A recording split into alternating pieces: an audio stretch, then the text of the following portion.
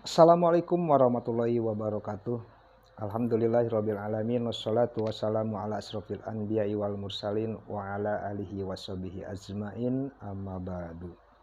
Puja dan puji dengan rasa syukur marilah kita sama-sama panjatkan kehadirat Allah Subhanahu wa taala yang alhamdulillah pada kesempatan yang berbahagia ini kita masih sama-sama bisa mendapatkan suatu berbagai macam kenikmatan iman dan Islam dan juga kesehatan serta keberkahan buat kita bersama. Salawat berserta salam mudah-mudahan tercurah dan terlimpah kepada baginda alam Habibana wa Nabiyana wa Maulana Muhammad Sallallahu alaihi wasallam, kepada keluarga, para sahabat, tabi'in, atba'u tabi'in, dan mudah-mudahan kepada kita sekalian selaku pengikut risalahnya mendapatkan syafaatul uzma di yaumil qiyamah. Amin amin ya Allah ya rabbal alamin. Pemirsa yang budiman, jumpa lagi bersama saya Aceng Saiful Ahmad.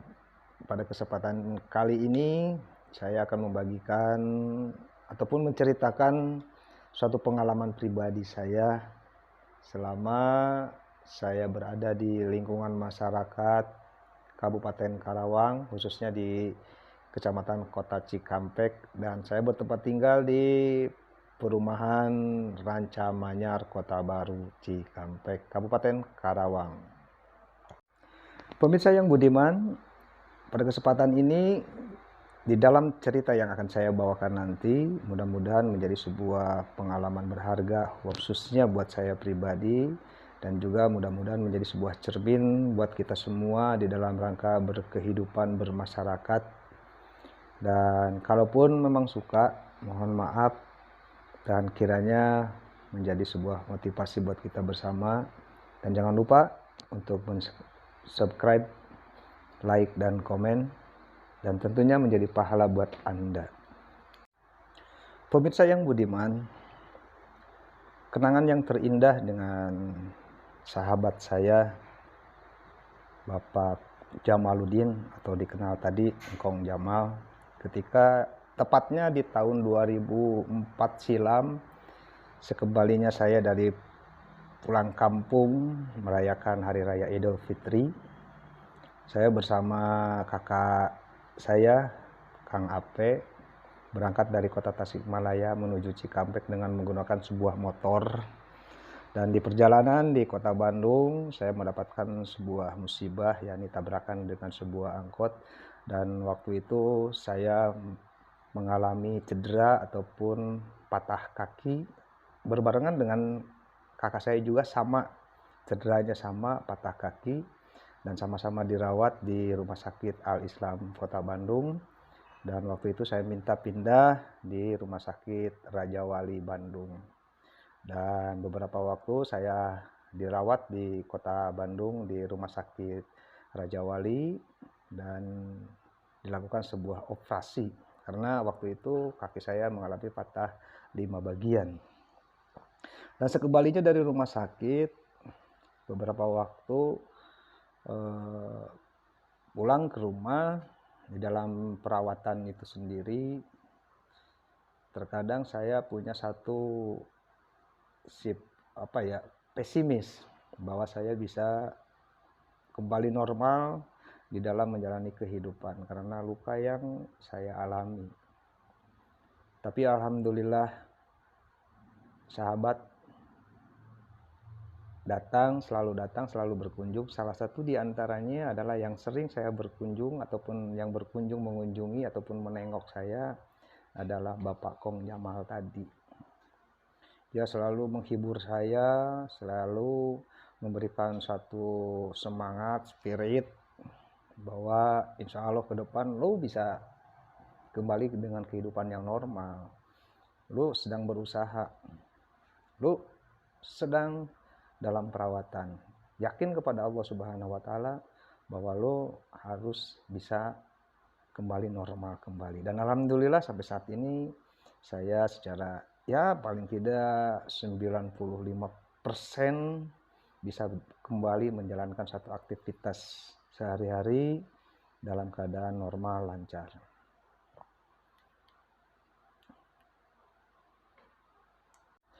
Pemirsa yang budiman, 27 tahun yang lalu saya berteman dengan beliau. Beliau usianya yang saya sebutkan tadi bahwa perbedaan 20 tahun.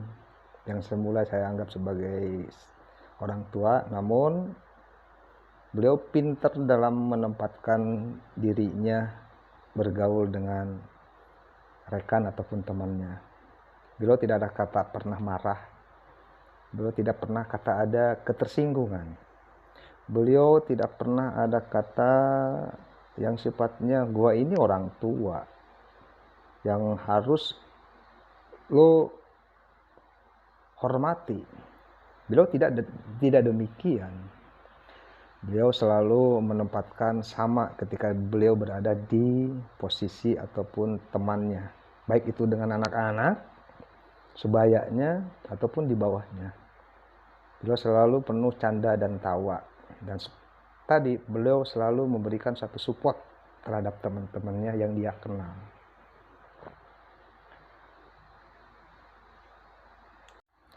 Pemirsa yang budiman, suatu cerita ketika kita sama-sama menjalankan hobi tadi, yaitu adalah hobi mancing.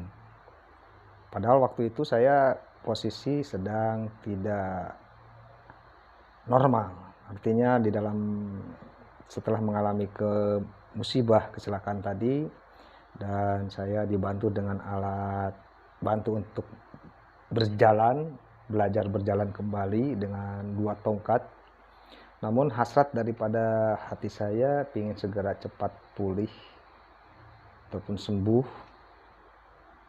Saya mengajak kepada beliau, mancing yuk, jadi. Dia bilang seperti itu. Mana nih, A? Kata, ke laut aja yuk. Bener loh, katanya gitu. Dan singkat cerita, berjalanlah ataupun berangkatlah dengan beberapa teman. Kami melakukan sebuah kegiatan hobi yaitu mancing di salah satu tempat, yakni di Laut Ciparage. Dan waktu itu kami menyewa sebuah perahu ataupun kapal nelayan. Dan waktu itu saya sempat kebingungan bagaimana cara naiknya, sementara saya dan perahu itu sendiri tidak diam. Sementara saya ini dalam keadaan posisi seperti ini. Namun lagi-lagi beliau menawarkan diri di antara yang lainnya. Kenapa lu bingung? Kan ada gua. Terus deh, gua gendong. Subhanallah, dan alhamdulillah dengan keikhlasannya saya digendong di punggungnya. Dia naik ke perahu dan alhamdulillah saya sampai duduk di dalam perahu dan berjalan melakukan satu aktivitas mancing. Di situ saya sangat berterima kasih ataupun saya sangat bangga punya teman, tidak mau melihat temannya, sahabatnya itu dalam keadaan terpuruk ataupun malah down gitu ya.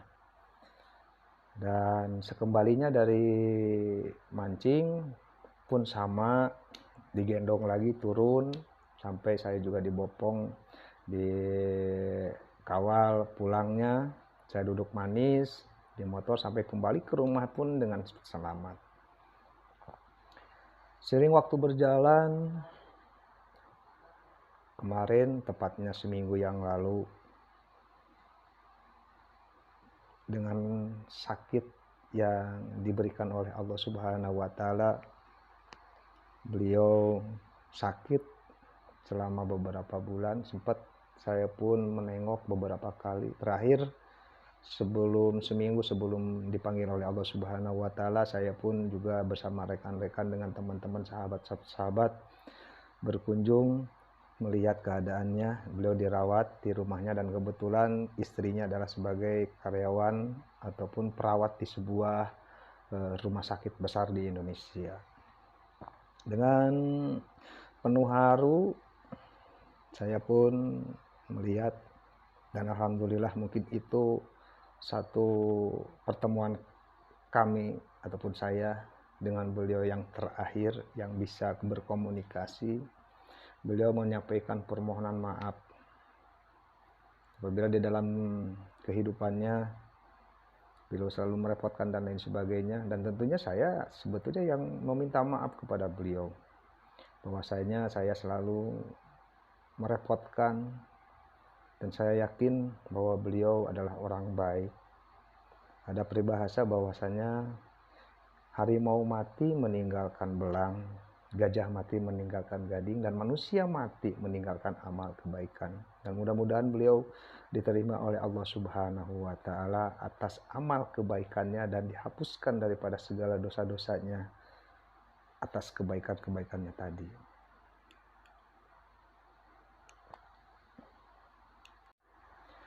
Pemirsa yang budiman, dari pengalaman tadi, sekelumit pengalaman tadi di antara sahabat-sahabat saya, yakni almarhum Bapak Jamaluddin atau dikenal dengan Engkong Jamal.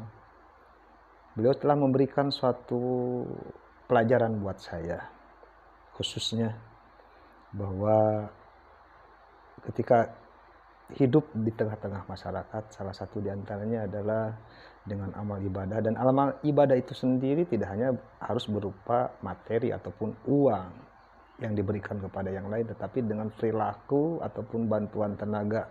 Itu yang beliau contohkan kepada saya. Dan mudah-mudahan saya bisa mengikuti jejaknya beliau, bagaimana cara berteman yang baik yang akan dijadikan sebuah sahabat dengan teman-teman yang lain.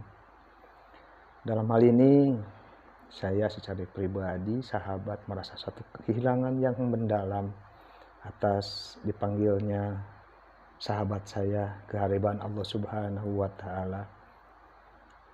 Terima kasih Pak Jamaluddin, terima kasih Kong Jamal, kau sahabat terbaikku. Mudah-mudahan kau diterima oleh Allah Subhanahu wa Ta'ala dari segala amal baik dan dihapuskan daripada segala dosa-dosanya, dan dikumpulkan di tempat yang mulia, moga Allah Subhanahu wa Ta'ala, dan dikumpulkan di dalam golongan-golongan orang-orang yang mukminin, yang soleh. Dan mudah-mudahan kepada keluarga yang ditinggalkannya selalu mendapatkan ketabahan, dan yang terpenting semangat dalam melanjutkan sisa waktu umur kita. Karena kita juga sama, suatu saat kita akan dipanggil oleh Allah Subhanahu wa Ta'ala. Dan mudah-mudahan kita dipanggil oleh Allah Subhanahu wa Ta'ala juga dalam keadaan yang baik, di dalam keadaan yang akhir yang baik.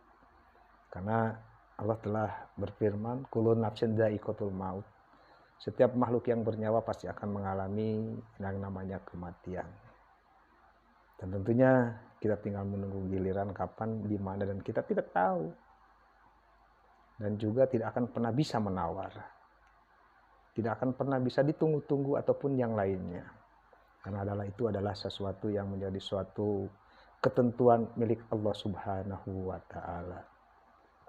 Dan pemirsa yang budiman yang dimuliakan oleh Allah Subhanahu wa Ta'ala, itulah salah satu pengalaman yang berharga buat saya secara khususnya, dan mudah-mudahan buat pemirsa juga bisa mengambil satu hikmah daripada pengalaman ataupun cerita ini yang saya bagikan ini.